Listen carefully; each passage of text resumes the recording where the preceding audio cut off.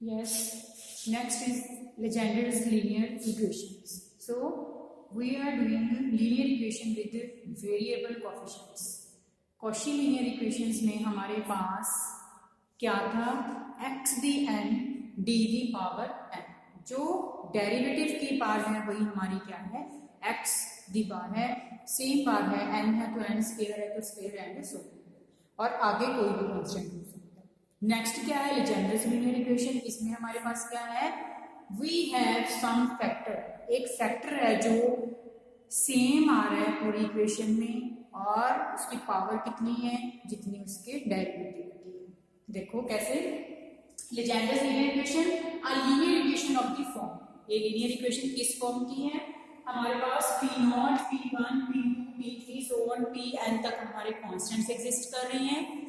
हमारा nth derivative n-1th derivative है, last हमारे टर्म क्या है, y वाली टर्म आ रही है, और इस सबके साथ में हमारे पास क्या है, a प्लस bx की पावर n, क्योंकि nth डेरिवेटिव है, n-1th डेरिवेटिव के साथ n-1 है, और जो हमारा फैक्टर है वो a प्लस bx है, जो सारी टर्म्स के साथ आ रहा है पूरी लीनियर इक्वेशन में, उतनी ही पावर के साथ जो डेरिवेटिव की है, सेम लीनियर फैक्टर एग्जिस्ट कर रहे हैं, that is a plus bx and this is equal to qx। जो ये हमारी लीनियर इक्वेशन है किसके इक्वल है, qx। तो इसमें हमारे पास p0, p1 these all are constants, qx is function of x, and ये हमारी लेजेंडर लीनियर इक्वेशन है जिसमें हमारे पास जो लीनियर फैक्टर है a प्लस bx जो हमारा टर्म में एग्जिस्ट कर रहा है।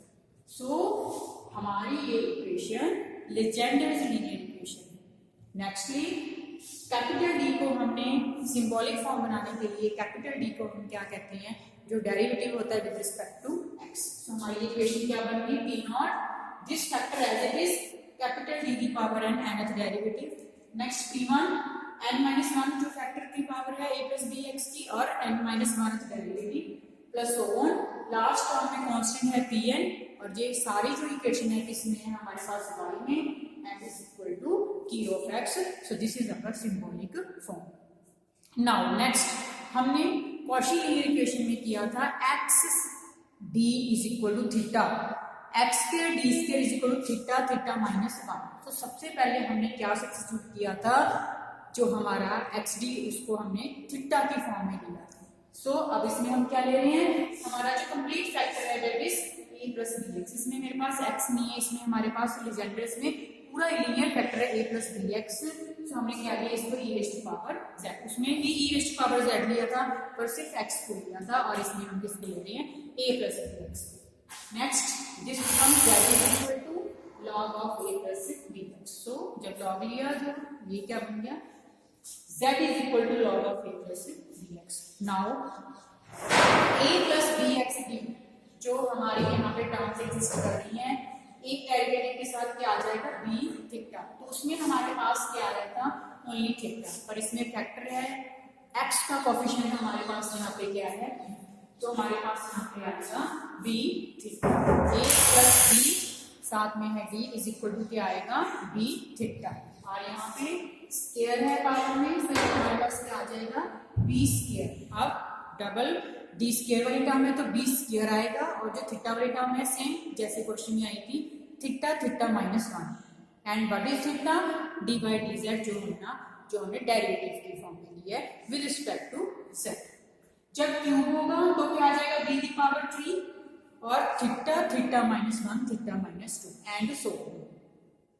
नेक्स्ट nth क्या होगा, b की power n, theta theta minus 1, हमारी एक यहाँ पे कम आ रही है, तो जो अगर nth की बात करेंगे तो वो कहाँ तक स्टॉप हो जाएगा, हमारा n-1 तक स्टॉप हो जाएगा। So what is Legendre linear equation, we have linear factor जो पूरी टर्म में एग्जिस्ट करता है अकॉर्डिंग टू जो डेरिवेटिव की पावर है उसकी पावर आती है, दूसरी फैक्टर को हमने अब e raise to power z की फॉर्म में सब्स्टिट्यूट करना है, और अगर फर्स्ट डेरिवेटिव है तो वो थीटा तो आएगा ही आएगा, साथ में जो कांस्टेंट x के साथ जो हमारा b है वो आएगा, स्क्वायर है तो b स्क्वायर बन जाएगा, और थीटा थीटा माइनस 1 आ जाएगा, एंड सो ऑन।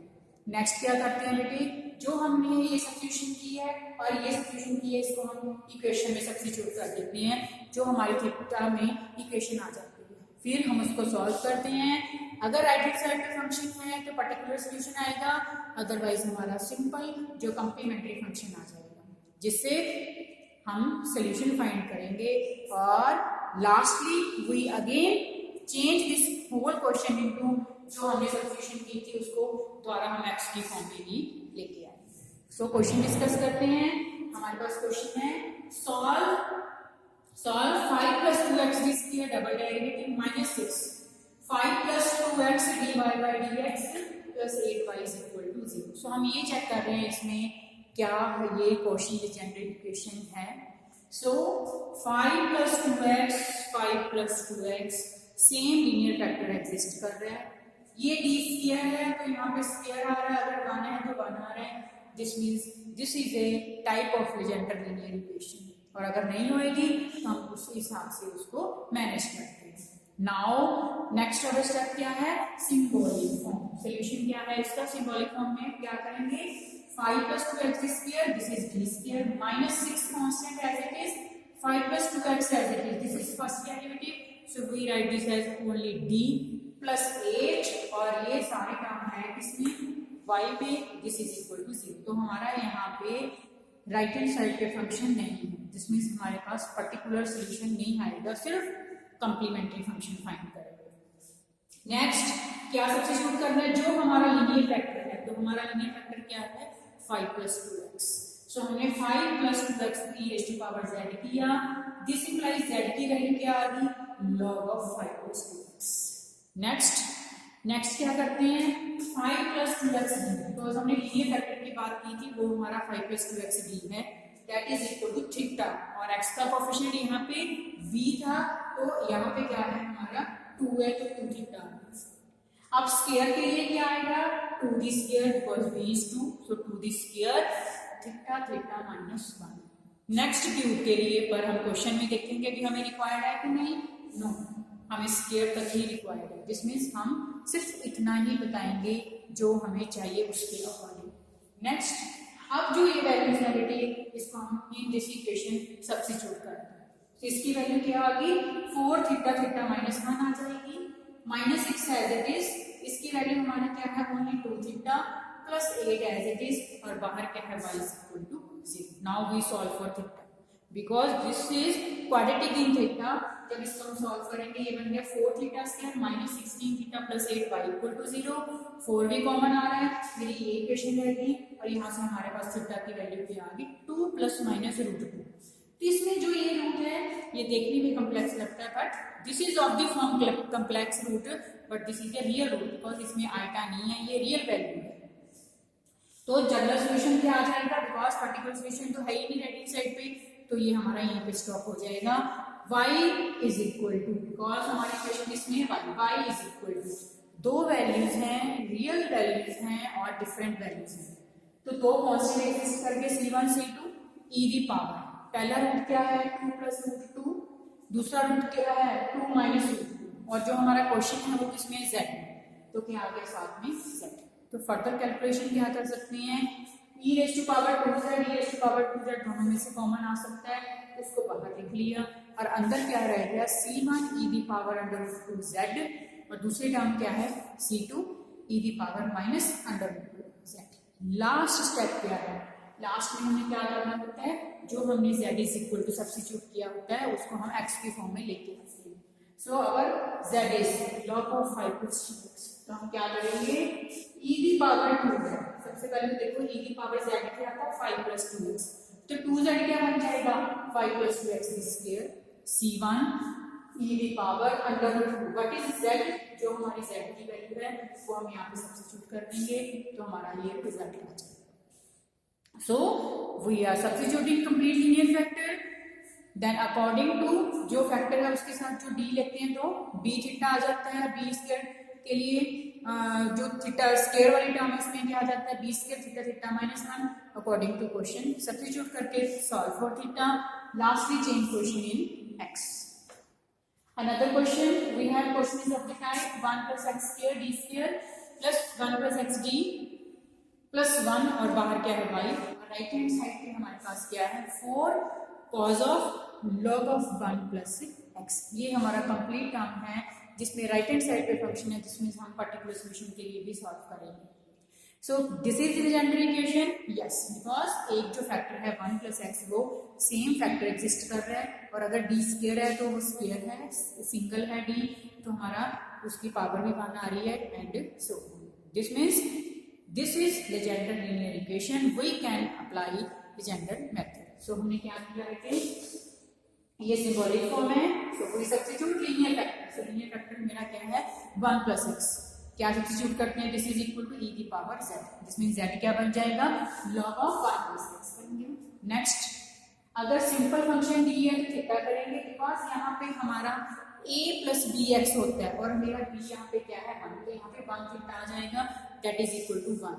जब स्क्वायर की बात करेंगे वो आ जाएगा 1 square, that is again equal to 1, और साथ में क्या आता है theta theta minus 1. According to question we required only square. Square तक रिक्वायर्ड करें, दिस मीन्स हम क्यूब वाला नहीं लिखेंगे. तो ये यहाँ तक हमने इसको डिफाइन कर दिया. नाउ अब इसमें सब्स्टिट्यूट करते हैं. यहाँ पे आ जाएगा थीटा थीटा माइनस 1, यहाँ पे आ जाएगा थीटा और +1, बाहर क्या है y.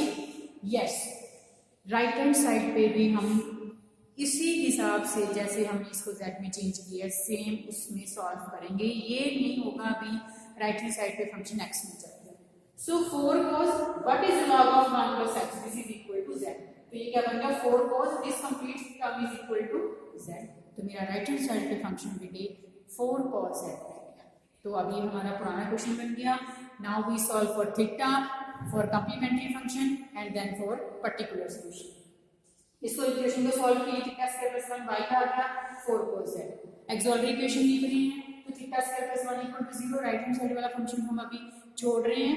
एक्सऑलरी इक्वेशन लिख ली तो थीटा की वैल्यू के आगे प्लस माइनस आ गया, जिसमें this is a complex root, जिसमें रियल पार्ट हमारा क्या है 0 और इमेजिनरी पार्ट का कोएफिशिएंट क्या है हमारा 1. तो वो हमारा सॉल्यूशन क्या होता है e की पावर रियल पार्ट, अंदर दो कांस्टेंट आते हैं c1 c2. पहले हम cos of imaginary part z plus c2 sin of imaginary part का कोएफिशिएंट z. तो हम चेक करते हैं रियल पार्ट हमारा 0, तो यहाँ पे e की पावर 0z हम लिख सकते हैं, छोड़ भी सकते हैं. c1 c2 cos of sin, इसका कोएफिशिएंट क्या है 1, क्योंकि आ गया z.